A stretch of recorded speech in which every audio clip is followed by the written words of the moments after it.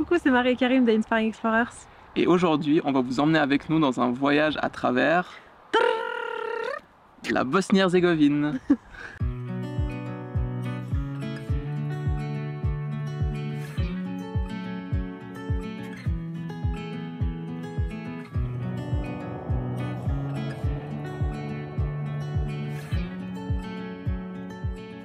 Avant de commencer la vidéo, moi j'aimerais juste parler d'une anecdote parce que il y a une chose dont on s'est rendu compte, c'est que quand vous arrivez dans les Balkans de manière générale, par rapport au reste de l'Europe, on fait quand même un petit retour en arrière. Okay, il y a moins d'infrastructures. Il y a moins d'infrastructures. Et la première fois qu'on a passé la frontière en Bosnie, on a quand même failli rentrer illégalement. Parce qu'on passe la frontière croate, donc on donne le passeport, etc. Et puis c'est vrai qu'on n'a pas trop l'habitude de passer en voiture dans des zones non Schengen. Donc là, on s'arrête au poste croate sans se dire il y a un poste croate et un poste bosnien. Surtout, ce qu'il faut savoir, c'est que juste avant, on s'est fait contrôler par la police. Là, on se refait contrôler par la police. On passe la douane. On se dit bon, c'est bon, c'est fini. Là, on a tampons. Il n'y a plus de bâtiments, il n'y a plus rien. Ok, on y va. Et donc on part. Et puis là, je regarde dans le rétro. Je roule tout fier. Hein, voilà, Karim il part. Et je regarde dans le rétro et je vois un mec courir un peu derrière nous et nous faire des grands signes. Et en fait, il y avait un container, vraiment un container, sur le bord de la route. Et c'était la douane bosnienne. Donc heureusement le douanier il nous a vu passer, il est sorti, il nous a arrêtés au bord de la route. Et il était super sympa, il a rigolé, et il nous a tamponné nos passeports et puis voilà. Mais voilà, c'était juste la petite anecdote, on a failli rentrer illégalement en Bosnie. Donc après avoir visité la Croatie, et être parti, on s'est rendu dans un pays frontalier qui est la Bosnie-Herzégovine. Dans la suite de la vidéo, on va juste dire la Bosnie parce que Bosnie-Herzégovine c'est un petit peu long. Et même eux disent la Bosnie. Voilà, donc ce pays, c'est un pays des Balkans, donc Europe de l'Est, dont on n'a pas trop entendu parler. Ou alors pour des mauvaises raisons, parce qu'il s'est passé des choses assez horribles. Exactement. Et donc, lors de ce voyage, on s'est dit que ce serait l'occasion d'aller découvrir ce pays, justement, un petit peu mystérieux pour nous. Ce pays, on en avait entendu parler pour 3 choses. Le pont de Mostar, les cascades de Kravice et Sarajevo. Mais au final, on connaissait vraiment pas grand-chose. Donc juste pour un petit rappel historique, la Bosnie, c'est un pays qui est indépendant vraiment depuis pas très longtemps parce que pendant 4 ou 5 siècles, ça a été sous l'emprise de l'Empire ottoman, puis de l'Empire austro-hongrois, puis ça a fait partie de la Yougoslavie, et c'est seulement indépendant depuis les années 1990 en fait. Donc, vous avez peut-être entendu parler de la Bosnie par rapport à Sarajevo pendant vos cours d'histoire, parce que c'est là-bas qu'il y a eu l'assassinat de Franz Ferdinand en 1914, ce qui a déclenché la Première Guerre mondiale. C'est quand même une date importante. C'est une date importante.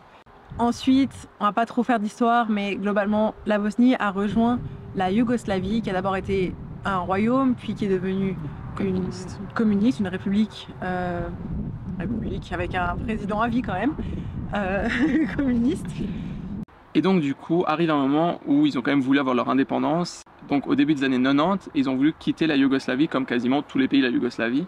Et c'est là qu'il y a eu un conflit entre plus ou moins les 3 ethnies qui vivaient en Bosnie, donc les Bosniaques, qui sont les musulmans de Bosnie, les Serbes et les Croates.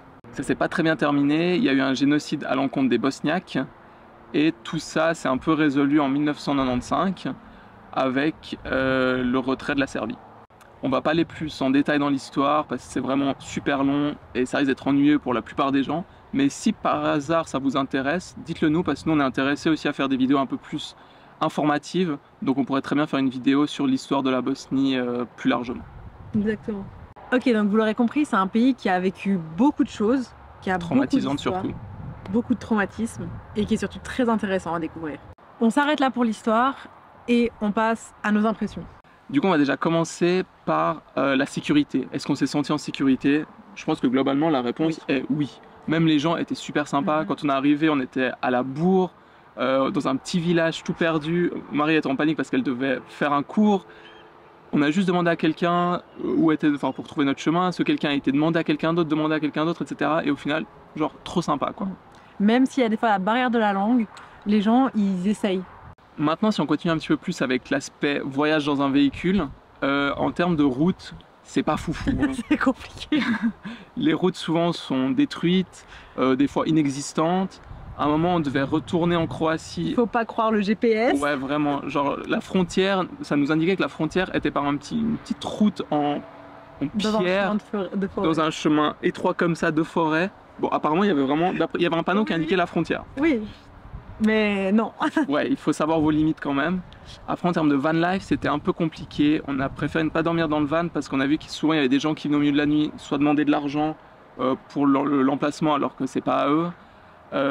Il y a aussi un autre problème, c'est qu'il reste des mines dans certains endroits, donc il faut vraiment éviter de sortir des routes autant que possible et de pas marcher n'importe où. Donc à ce niveau-là, c'est peut-être pas foufou pour la van life.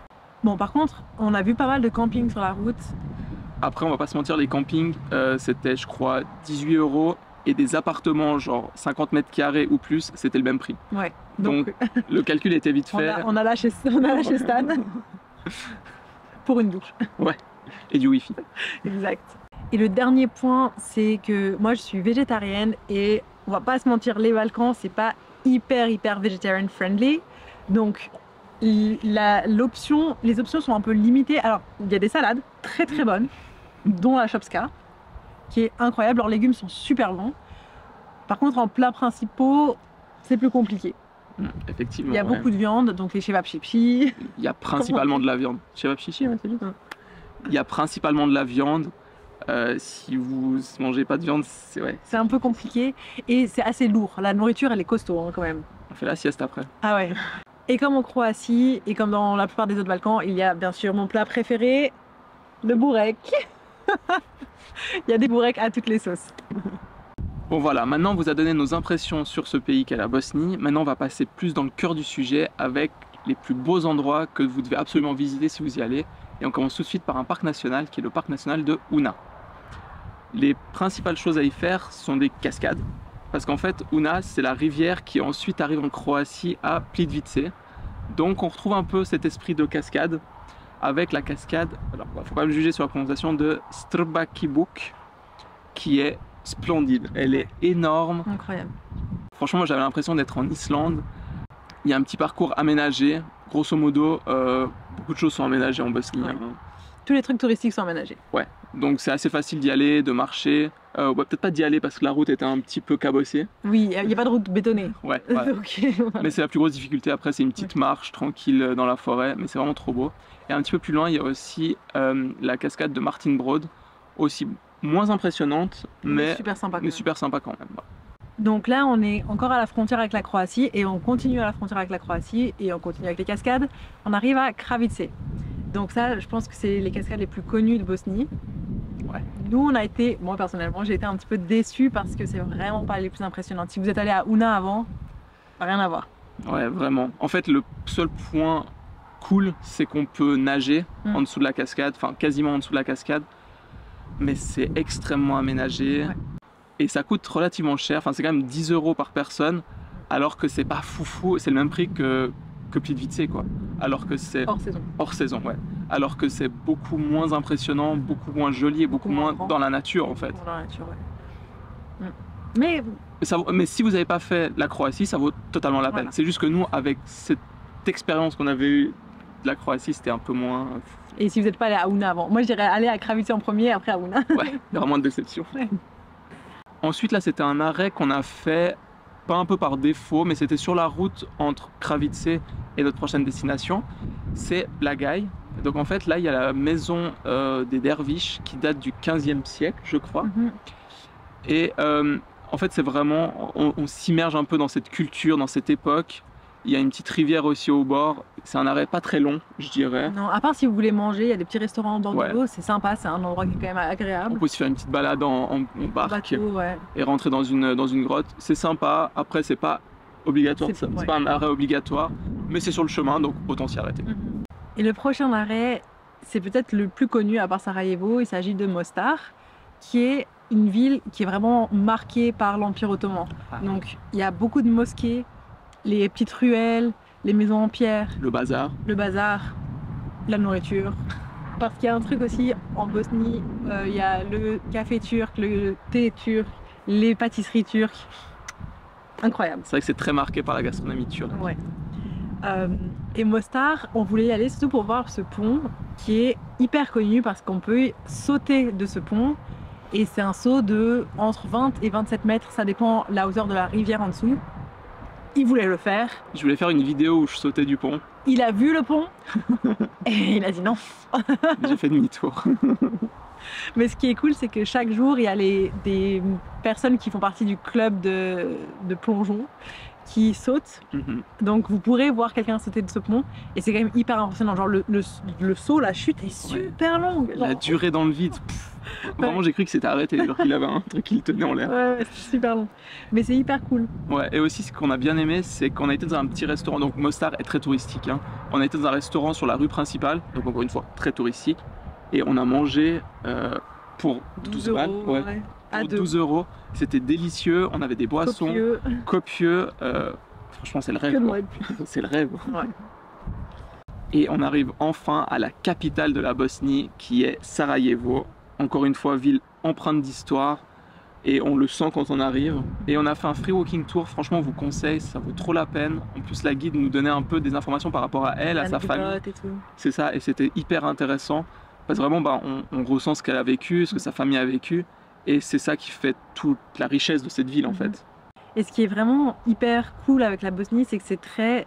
il y a une grande mixité culturelle. Et donc, à Sarajevo particulièrement, il y a plus de 80% des personnes qui sont musulmanes. Dans la Bosnie, c'est à peu près 50%.